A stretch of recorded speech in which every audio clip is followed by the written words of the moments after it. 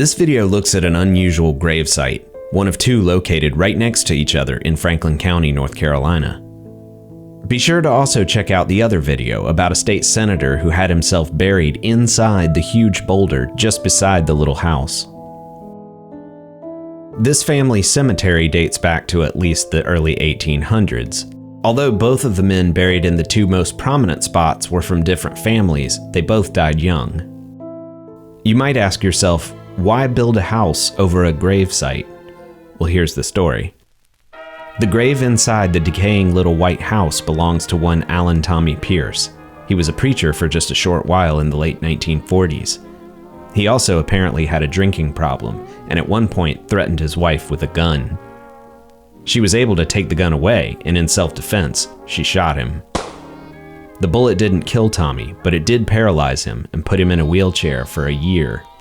Eventually, complications from the gunshot wound caught up with him, and Pearce died in 1949, at the age of 24.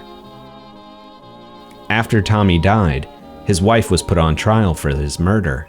However, the facts of the case and public sentiment supported her claim of self-defense, and she was acquitted. Tommie's mother wanted more than just a tombstone to remember him by. She had the 14 by 14 foot white memorial building constructed around his grave.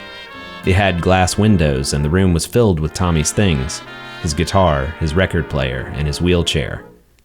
There was even reported to be a somewhat creepy photo of the deceased being lowered into his coffin by his parents. The grave became a sort of roadside attraction in the 1950s, and visitors would stop by to look in on the little crypt. It apparently caused some traffic problems.